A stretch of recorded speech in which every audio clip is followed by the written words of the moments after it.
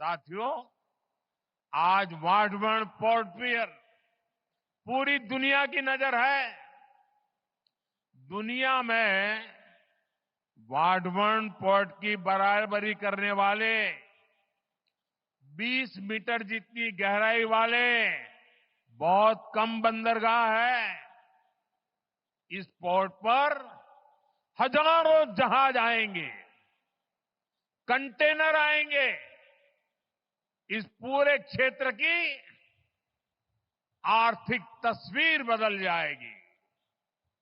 सरकार वाटवण पोर्ट को रेल और हाईवे कनेक्टिविटी से भी जोड़ेगी।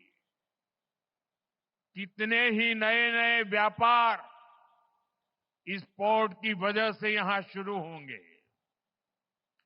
यहां वेयर हाउसिंग के काम में बहुत तेजी आएगी और इसकी लोकेशन ये तो सोने पर सुहागा है। Western dedicated freight corridor, Delhi Mumbai express way, सब कुछ बहुत पास है। पूरे साल यहां से कार्गो आएगा जाएगा और इसका सबसे ज्यादा लाभ आप लोगों को मिलेगा, मेरे महाराष्ट्र के भाई बहनों को मिलेगा, मेरी नई पीढ़ी को मिलेगा।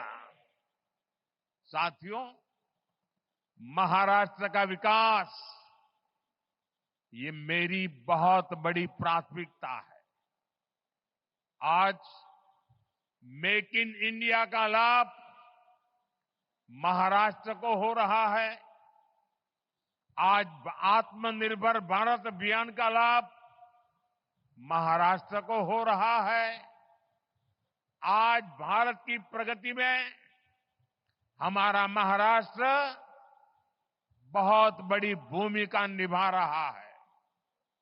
लेकिन ये दुर्भाग्य है कि महाराष्ट्र विरोधी दलों ने आपके विकास पर, आपकी भलाई पर हमेशा ब्रेक लगाने की कोशिश की। मैं आज आपको इसका एक और उदाहरण देता हूं।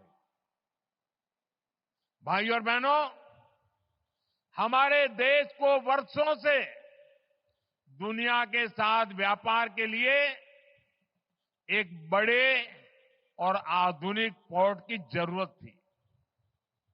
महाराष्ट्र का पालघर ही इसके लिए सबसे उपयुक्त जगह है।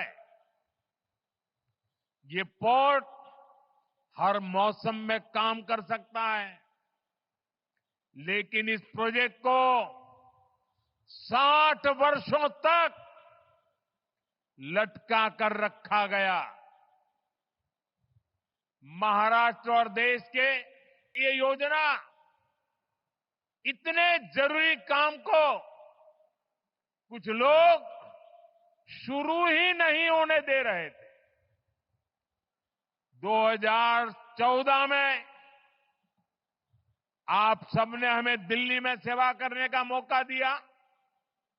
2016 में जब हमारे साथी देवेंद्र जी की सरकार आई, तब इस पर उन्होंने गंभीरता से काम शुरू करवाया।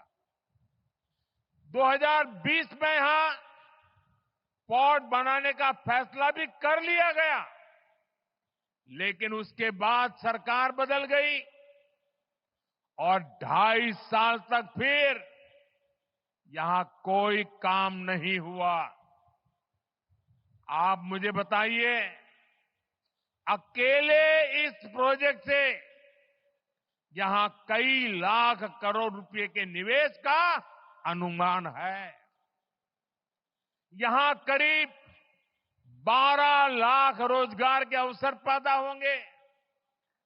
महाराष्ट्र के इस विकास से आखिरी किसे आपत्ति थी? कौन लोग थे जो महाराष्ट्र के विकास को ब्रेक लगा रहे थे, ये कौन लोग थे जिनको महाराष्ट्र के नौजवानों को रोजगार मिले, इसे इतराज था। पहले की उन सरकारों ने क्यों इस काम को आगे नहीं बढ़ने दिया?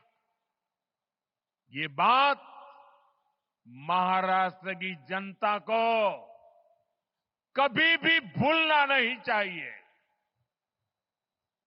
सच्चाई ये है कि कुछ लोग महाराष्ट्र को पीछे रखना चाहते हैं, जबकि हमारे एनडीए की सरकार, यहां हमारी महायुति की सरकार महाराष्ट्र को देश में सबसे आगे ले जाना चाहती है।